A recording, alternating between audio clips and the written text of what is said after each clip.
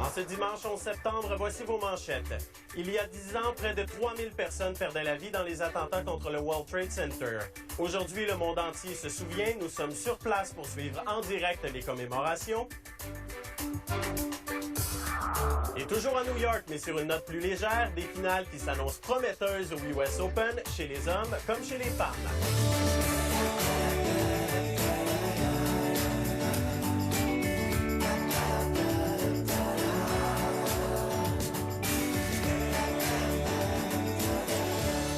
Bonjour tout le monde, merci d'être avec nous ce matin. Des images qui nous parviennent en direct de New York. Vous le savez, des commémorations ont lieu aujourd'hui, depuis quelques jours en fait, mais c'est vraiment aujourd'hui ce 10e anniversaire des attentats du 11 septembre 2001.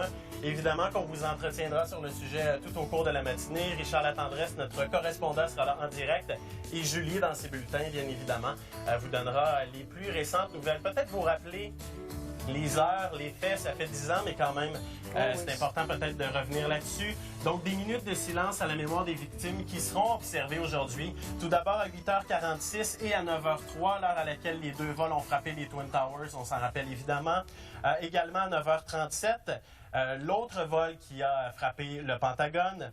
10h03, effondrement. En fait, 10h03, c'est...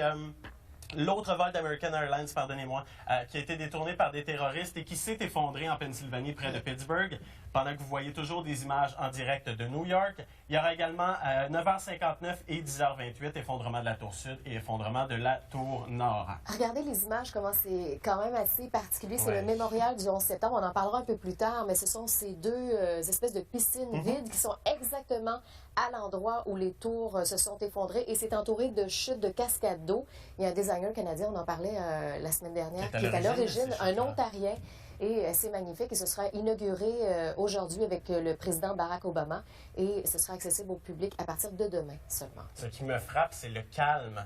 Le calme de cet endroit-là, alors qu'il y a 10 ans, on sait, dans quelques heures, le monde changeait, le monde basculait. Ouais. Alors, bien évidemment, on reviendra là-dessus et ça fait l'objet de la mission du week-end. Comment ce 11 septembre 2001 a changé vos vies? Comment ça vous a bouleversé? L'équipe qui va accepter de partager ces moments. Michael l'a fait hier. Ce sera au tour des restes du membre de l'équipe plus tard à l'émission.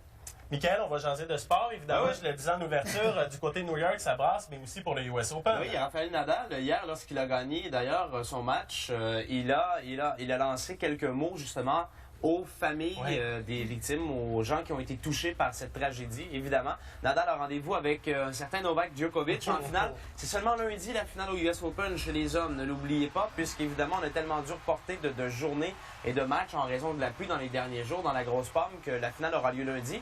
Mais chez les dames, c'est en fin de journée aujourd'hui. Serena Williams y sera, tout comme Samantha Stosur. Et on a eu tout un match, je vous en reparlerai aujourd'hui, entre Roger Federer et Novak Djokovic. Un très, très bon match. T'as ton portefeuille sur toi, j'imagine, Michael? Non. Tu me dois 20 Ah, ça en parlera. 6-2, 6-4? 6-2, 6-4 ou 6-4, 6-2? 6-4, 6-2, ouais, mais Caroline Wozniacki qui a perdu. Ça a été facile pour Serena Williams. Facile. Très facile. Daniel, du côté du culturel, on surveille quoi ce matin? Écoute, on surveille Paul McCartney, qui va se marier pour une 4e fois, Love Me Do. Alors donc, le mariage aura lieu au cours des prochaines semaines. Il n'y a pas de date annoncée encore. Et en fait, il s'agira du 3e mariage, pardon, j'ai dit 4 mariages. 3e mariage, ça fait 4 ans qu'il fréquente Nancy Shevell. Semble-t-il que le mariage aura lieu à New York. Mariage intime, évidemment, quelques amis, quelques proches. Et, écoute... La question que je te poserais, c'est est-ce qu'il a un contrat cette fois-ci? J'imagine que oui. Parce que le mariage avec Heather Mills et la séparation a été assez douloureuse. Hein? Ça a coûté cher, effectivement. Alors, c'est ça. Paul McCartney, on aura la date éventuellement pour les prochains jours. Et bien évidemment, je vous mentionne que notre invitée à la fin de l'émission pour une longue entrevue, c'est Julie Snyder. Plein de choses de préparer pour elle, dont une surprise probablement assez émouvante. Alors, je vous invite à être des nôtres autour de 9h. Pour l'instant, Julie est en direct de Québec ce matin. Elle nous attend avec, je pense, j'ai dit Julie, Sylvie est là. Julie Hull est venue dans ma tête. Sylvie est là en direct ce matin. Je pense que tu as des bonnes nouvelles pour aujourd'hui à tout le moins. Vraiment, c'est encore une journée super belle avec du soleil, même qu'on va dépasser les valeurs de saison de 4 à 5 degrés sur la majorité des secteurs. Mais ce matin, c'est vraiment frisqué à l'extérieur. On avait d'ailleurs des avertissements de gel pour Québec, Saint-Georges, Rimouski et Rivière-du-Loup au cours de la nuit passée. Donc ce matin, le mercure est un petit peu plus bas, mais ça va se réchauffer rapidement, comme je le disais, une merveilleuse journée. Et aujourd'hui, c'est vraiment généralisé, donc profitez-en bien. Hier, il y avait des averses sur l'est du Québec. C'est chose du passé. C'est le soleil qui va dominer aujourd'hui. Merci Sylvie Goulet. On te retrouve au cours des prochaines minutes et on entame tout de suite ce bulletin d'information de 6 heures avec Julie. C'est le grand jour à New York. Oui, il y a 10 ans, jour pour jour, 2 avions s'encastraient dans les tours du World Trade Center, faisant près de 3000 morts. Depuis, beaucoup d'eau a coulé sous les ponts, 2 guerres en Irak et en Afghanistan, la capture et puis la mort d'Oussama Ben Laden, le chef d'Al-Qaïda. Vous voyez des images en direct de ce site magnifique qui a été érigé à l'endroit même où les tours se sont effondrées. Alors, c'est un jour de commémoration à New York sous haute sécurité.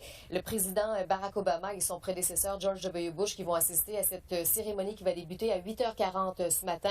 Des minutes de silence seront observées au moment où les tours ont été frappées par les avions et aussi au moment de leur effondrement. Les familles participeront par la suite à l'inauguration du mémorial du 11 septembre, cet espace qu'on vous a montré un peu plus tôt. Et Barack Obama doit se rendre à Shanksville par la suite et au Pentagone avant d'assister à un concert au Kennedy Center à Washington. Il y a d'autres commémorations qui vont avoir lieu un petit peu partout aux États-Unis et également partout dans le monde. La sécurité qui est toujours omniprésente, bien évidemment. Oui, et d'ailleurs, à l'aéroport de Dulles à Washington, qui a dû être évacué en début de soirée hier, les autorités qui auraient découvert des objets suspects à l'intérieur de l'aérogare. L'alerte qui a finalement été levée 4 heures plus tard, mais on a eu chaud. On ignore ce que contenait le colis. Une enquête a été instituée. D'ailleurs, on le disait, c'est sous haute surveillance que se déroule cette journée de commémoration. On vous rappelle que des menaces d'attentats crédibles mais non confirmés émanant d'Al-Qaïda ont été annoncés par Washington. 2 Américains d'origine arabe qui auraient quitté l'Afghanistan et qui auraient transité par d'autres pays avant d'arriver aux États-Unis la semaine dernière. Des camions qui auraient été rapportés manquants. Donc, on surveille les ponts, les tunnels qui font l'objet de surveillance accrue. Très forte présence policière également dans les stades, les gares et les aéroports. D'ailleurs, chez nous, à Montréal-Trudeau, on va aller joindre Marie-Pierre Cloutier tout de suite qui est sur place. Marie-Pierre, des mesures de sécurité plus accrues ont été mises en place aujourd'hui?